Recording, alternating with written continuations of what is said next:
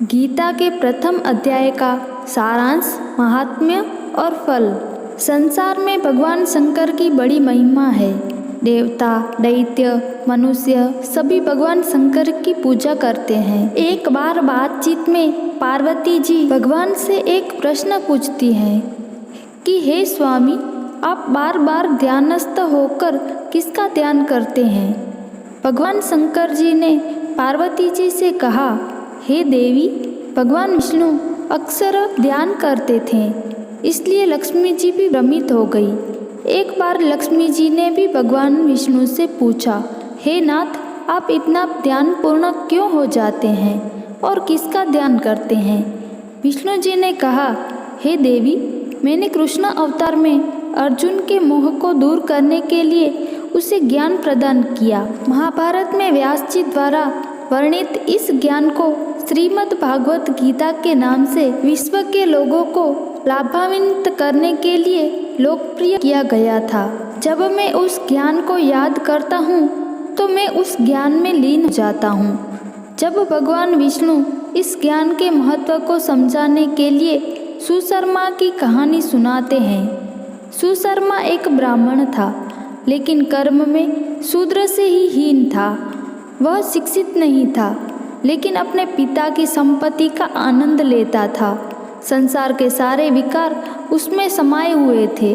मद्यपान, जुआ, व्यभिचार और क्रोध में हत्या करना ही उसका जीवन था। कालांतर में उनकी मृत्यु हो गई। अपने पाप कर्मों के कारण वे दूसरे अवतार में एक बैल बन गए। वह बैल के अवतार में एक शूद्र भिखारी के हाथ लग गया। यह शूद्र पैरों से लंगड़ा था और भीख मांगने के लिए बैलों की सवारी करता था। यह भिखारी जो भिक्षा में मिला, उससे अपना पेट नहीं भर सकता था, इसलिए उसने बैल को भी नहीं खिलाया। भूख के कारण बैल दिन ब दिन कमज़ोर होता गया और कमजोरी के कारण वह सड़क पर गिर पड़ा। भिखारी ने उसे वहीं छोड़ दिया। आने जाने वालों की भीड़ लगी रही। जब सांड अपनी आखिरी सांसें ले रहा था तो लोगों को लगा कि बैल मरने वाला है, लेकिन पूरा दिन बीत जाने पर भी उसके प्राण नहीं छूट रहे थे।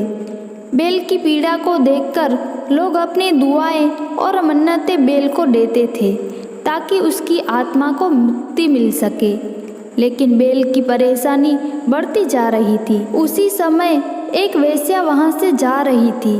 उसने बैल को तड़पते देखा। यद्यपि इस वेश्या का जीवन भी पापमय था। सब लोगों को देखकर वह भी बैल के पास गई और बोली, हे प्रभु, मैंने जीवन में कोई पुण्य नहीं किया है, लेकिन अगर अनजाने में मेरे द्वारा कोई पुण्य किया गया है तो मैं इस बैल को वह पुण्य देती हूँ, उसकी आत्मा को शांति मिले। महिला के इतना कहने पर बैल का शरीर बिल्कुल शांत हो गया।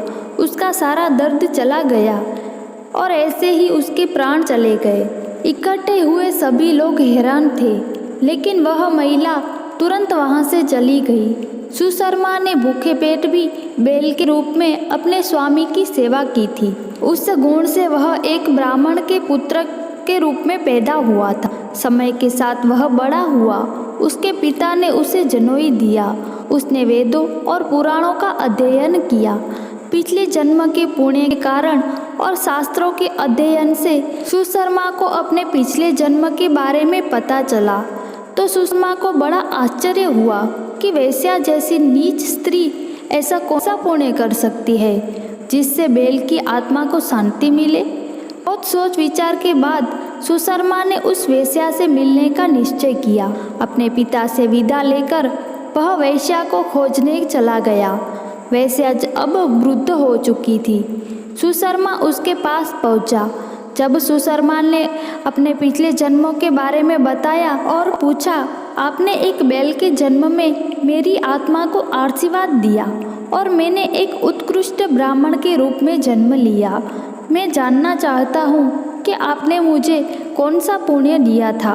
वेश्या ने कहा, हे ब्राह्मण, मेरा व्यवसाय और जीवन पाप से भरा है।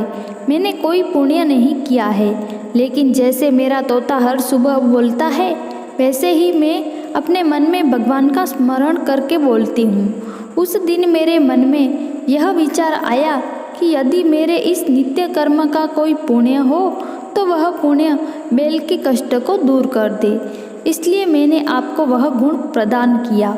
मुझे यह भी नहीं पता कि तोता किस बारे में बात कर रहा है। यह सुनकर ब्राह्मण तोते से मिलना चाहता था। तोते ने कहा कि जिस ऋषि के आश्रम में मैं रहता हूँ वहाँ प्रतिदिन प्रातःकाल में शिष्य गीता के प्रथम अध्याय का पाठ करते हैं। हर दिन उस पाठ को सुनकर मैं अवाक रह गया। एक दिन पार्थी ने मुझे पकड़ लिया और यहाँ वेश्या को बेच दिया। वहाँ मैं एक पिंजरे में था, लेकिन मैं हर दिन गीता का पाठ करता था। तोते से यह सब सुनकर ब्राह्मण, वेश्या और तोता प्रतिदिन गीता के प्रथम अध्याय का पाठ करने लगे। नियमित सस्वर पाठ से उन्हें सुगति प्राप्त हुई। लक्ष्मी जी और पार्वती जी ने जब अपने अपने पतियों से यह कथा सुनी तो उन्हें ज्ञात हुआ कि अपने पति किस ज्ञान में मग्न और ध्यानमग्न हो जाते हैं। गीता के प्रथम अध्याय का सारांश। भागवत गीता के संपूर्ण सारांश का यहाँ संक्षिप्त किया गया है। कुरुक्षेत्र के मैदान में दोनों सेनाएं कौरव और पांडव आमने सामने खड़ी थी। कौरव के पिता धृतराष्ट्र युद्ध के बारे में जानना चाहते। वेदव्यास द्वारा संजय को दी गई दिव्य दृष्टि से वह राजा धृतराष्ट्र को मैदान की सभी गतिविधियों के बारे में बता रहे थे। अर्जुन ने पांडव सेनापति और कौरव सेनापति भीष्मावली की दोनों सेनाओं का निरीक्षण किया। भगवान श्री कृष्ण ने अर्जुन के कहने पर रथ को सीटों के बीच में खड़ा कर दिया। दोनों सेनाओं में अपने संबंधियों, मित्रों, बड़ों, गुरुजनों, बच्चों, ससुराल आदि को देखकर अर्जुन को बहुत दुख हुआ। उसके हाथ पांव ढीले पड़ गए, उसका मुंह सूख गया, उसका शरीर कांपने लगा कि हाथों से गांडीव गिर गया। राज्य की लड़ाई में अपनों को ही मारने का क्या फायदा। मैं 3 लोक के राज्य की कीमत पर भी ऐसा राज्य प्राप्त नहीं करना चाहता। उसने कहा, मैं उनके हाथों मरने के लिए तैयार हूँ, पर उन्हें मारने के लिए तैयार नहीं हूँ। इस प्रकार घोर शोक से व्याकुल अर्जुन ने अपना धनुष त्याग दिया और रथ के पिछले भाग में बैठ गया। इस प्रकार उन्होंने श्री कृष्ण से कहा कि वे युद्ध नहीं करना चाहते। जय श्री कृष्ण।